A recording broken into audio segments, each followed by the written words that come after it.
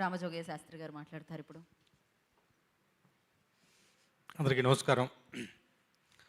Pre release event miss అయ్యాని వాళ్ళు ఇలా అందరినీ కలుసుకోవటం సంతోషంగా ఉంది. ఇవాళ ఈ సభ చాలా వినూత్నంగా ఉంది. నార్మల్గా ఇటువైపు నుంచి మా పని మేము చేసి దాన్ని ప్రజల ముందు తీసుకెళ్ళడానికి ఎవరి సహాయం అయితే కోరుతామో, సినిమా రిలీజ్ అయ్యాక ఎవరి అభిప్రాయం కోసం ఎదురు చూస్తామో వాళ్ళనే ఇట్లా ఇవాళ వేదిక మీదకి పిలిపించి వాడి నోటి ద్వారా సినిమా తాలూకు విషయాల్ని మాట్లాడింపజేయడం అనేది మంచి ప్రయత్నం. మంచిగా తూకంగా బ్యాలెన్స్డ్గా సినిమా తాలూకు అభిప్రాయాన్ని తెలియపరిచినటువంటి పాత్రికేయ మిత్రులందరికీ కూడా నిజంగా ధన్యవాదాలు, కృతజ్ఞతలు. నేనేం మాట్లాడతాను పాటల గురించి, ముఖ్యంగా ఇలాంటి ఒక మంచి ఒక పెద్ద ప్రాజెక్టులో సాక్షాత్తు శ్రీరామచంద్రుల వారి ఒక కథ, దానికి రాయవలసిన ఒక పరిస్థితి నాకు ముఖ్యంగా మా ప్రమోద్ గారి ద్వారా, మా వంశీ గారి ద్వారా, యువి క్రియేషన్స్ వారి ద్వారా లభించింది. నాకు ఎంతగానో కృతజ్ఞుడిని. వస్తురాంగాన్ని ఇందాక విక్రమ్ గారు అసలు పాటలు చాలా దోహదపడ్డాయని ఒక మంచి మాట అన్నారు. నాకు చాలా సంతోషం. ఈ సినిమా యొక్క విజయంలో నాకు కూడా ఒక పాత్ర ఉంది అంటే యాక్చువల్గా మొదటగా ఇంపార్టెంట్ సాంగ్స్ 2 ఉన్నాయి, మీరు రాస్తే సరిపోతుంది అని చెప్పి హిందీ ప్రొడ్యూసర్స్ అన్నప్పుడు నేను పంతం బట్టి నాకు యువి వారితో ఉన్నటువంటి చనువుని పురస్కరించుకొని లేదా మొత్తం నేనే రాస్తాను అని చెప్పి అడిగి తీసుకున్నటువంటి ప్రాజెక్ట్ ఇది. సో 5 పాటలతో సహా ఒక 3 బిట్ సాంగ్స్, రాముల వారు ఆంజనేయ స్వామి కలుసుకున్నటువంటి బిట్ సాంగ్ అయితే నాకు మరీ మరీ ఇష్టమైనటువంటిది.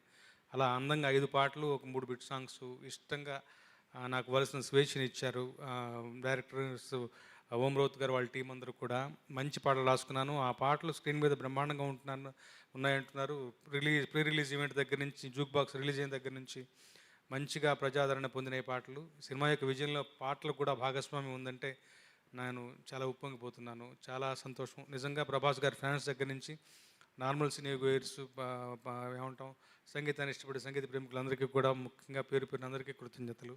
ఈ అవకాశం నాకు ఇచ్చినటువంటి యూవి వారికి, మా పీపుల్ మీడియా వారికి, అలాగే టీ సిరీస్ వారికి, రాజేష్ గారికి, రెట్రో ఫైల్స్ అందరికీ కూడా పేరు పేరున సభంగా కృతజ్ఞతలు తెలియజేసుకుంటాను. ఇక సినిమా గురించి అంటే, ఓం రౌత్ అన్న ఒక దర్శకుడికి ఒక మంచి ఆలోచన పుట్టింది, ఒక సంకల్పం పుట్టింది. ఈ తరానికి మన ఇతిహాసాన్ని అందజేయాలన్నది గొప్ప సంకల్పం. ఆయన సంకల్పంలోని స్వచ్ఛతని మనం ప్రశ్నించనక్కర్లేదు. ఆ రోజు ఆయన ప్రీ రిలీజ్ ఈవెంట్లో మాట్లాడుతూ హనుమంతుల వారు వచ్చి సీట్లో కూర్చుంటారని ఆయన అందరూ రిక్వెస్ట్ చేస్తున్నప్పుడు ఆయన గొంతు గద్గదమైంది. ఆయన నిజంగా వక్రీకరించాలి అనుకుంటే ఆయన అలా ఆ రోజు అంత ఎమోషనల్గా మాట్లాడరు. సో మనిషికి భిన్నమైనటువంటి అభిప్రాయాలు ఉంటాయి. ఇప్పుడు బాగోలేవు కాంట్రవర్సీ క్రియేట్ చేసి ఇద్దరిని కలిపి కూర్చోబెట్టినా కానీ వారిద్దరి యొక్క ఏమంటాం విమర్శ ఒక రకంగా ఉండదు. అన్నప్పుడు మనిషికి భిన్న అభిప్రాయాలు ఉంటాయి. ఇది ఆయనదైనటువంటి ఒక ఏమంటాం సంకల్పం, ఆయనదైనటువంటి ఒక విజన్తో ఈ సినిమాని తీశారు. సో ప్రయత్నాన్ని దాని యొక్క సంకల్పం నేపథ్యంలో చూడాలి. ఈ తరం పిల్లలకు వీరికి అనువైన భాషలో వీరికి అందిపుచ్చుకునేటువంటి టెక్నాలజీ సహాయంతో నేను రామాయణాన్ని మరోసారి చెప్పాలనుకున్న ఒక గొప్ప ప్రయత్నం అది. అన్నప్పుడు మనం దాన్ని ప్రోత్సహించాలే కానీ దాన్ని తోలునాటం తగని పని. ఏమైనా చిన్న లోపాలు ఉంటే డెఫినెట్గా వాటిని సర్దుబాటు చేసిన అవకాశం ఎలాగో ఉంటుంది. సో ఈ సినిమాని అలాంటి ఒక నేపథ్యంలోనే చూడాలి. ముఖ్యంగా వెతుక్కుంటే బోల్డెన్ పాజిటివ్స్ ఈ సినిమాలో. విఎఫ్ఎక్స్ దగ్గర నుంచి, బ్యాక్గ్రౌండ్ మ్యూజిక్ దగ్గర నుంచి, పాటల దగ్గర నుంచి, ఆంజనేయ పాత్రధారి, ముఖ్యంగా రాముడు సీత యొక్క వాళ్ళిద్దరి మధ్య వాళ్ళ అన్యోన్యత, తర్వాత ముఖ్యంగా ప్రభాస్ గారు రాముడు రాముడు రాముడు రాముడు అంటే ఆజానబాహుడు అన్న ఒక ఇమాజినేషన్ మనకు వస్తుంది. దానికి తగ్గట్టుగా ప్రభాస్ గారిని అలా రాముడు అవతారంలో మనం చూస్తూ ఉంటే కన్నుల పండుగగా ఉంటుంది. సో ఆయన యొక్క విజను, ఓం రౌత్ గారి యొక్క విజన్ వాళ్ళ రోజున సాకారమైంది, ఫలించింది. యావత్ భారతదేశం, యావత్ ప్రపంచం కూడా ప్రభాస్ గారికి నీరాజనాలు పడుతుంది. ఎవరిని మాట్లాడినా కానీ దినదిన ప్రవర్ధమానంగా 3-4 రోజుల పాటు మనం చూస్తున్నటువంటి ఏమంటాం నిరంతరాయంగా కలెక్షన్ రోజులు పెరుగుతున్నాయి కానీ తగ్గట్లేదు. సో వైపు మాట్లాడేవాళ్ళు మాట్లాడుతున్నా కానీ జనాలు ఫ్యామిలీస్ కుటుంబం సమేతంగా వెళ్ళి సినిమా చూస్తున్న ఆ యొక్క కలెక్షన్లే నిదర్శనం. రామకార్యం, ఇది స్వామి కార్యం. రాముడికే తప్పలో చిన్న ఏమంటాం అడ్డంకులు దాటుకుని లంకకు వెళ్ళాడు, గెలిచాడు. ఆయన కార్యానికి ఎప్పుడు ఏమంటాం అడ్డంకుల ద్వారానే వెళ్తాడు, ఆయన విజయాన్ని సాధిస్తాడు. ఈ సినిమా కూడా అలాగే డెఫినెట్గా ఊహించని వస్తువులను రాబడుతుంది, ఊహించని ప్రజాదరణను పొందుతుంది. అన్నిటికన్నా ముఖ్యంగా ఓం రౌత్ గారి సంకల్పం ఇవాళ రోజున ఈ తరం పిల్లలకి రామాయణం చేరాలి అన్నారు.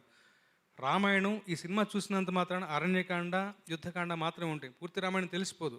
కానీ రాముడు మన ఫోర్ ఫ్రంట్లోకి వస్తాడు, మన గమనంలోకి వస్తారు, మన పిల్లల మనసులోకి వస్తారు, మన నట్టింట్లోకి వస్తాడు. అప్పటి నుంచి ప్రశ్నలు మొదలవుతాయి.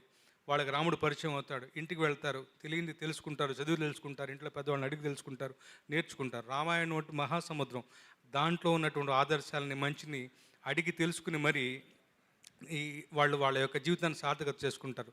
ఈ సినిమాని అలాంటి ఒక మంచి ప్రయత్నానికి బీజంగా నేను భావిస్తాను. అలాగే స్వామి కార్యం తప్పనిసరిగా పని జరుగుతుంది, మంచి వసూలు రాబడుతుంది. ఈ సినిమాలో నన్ను భాగస్వామ్యం చేసినందుకు మరొకసారి అందరికీ కూడా కృతజ్ఞతలు తెలియజేసుకుంటూ థ్యాంక్ యూ సో మచ్. జై శ్రీరామ్. థ్యాంక్ యూ శాస్త్రి గారు, thank you so much. Vikram గారిని మా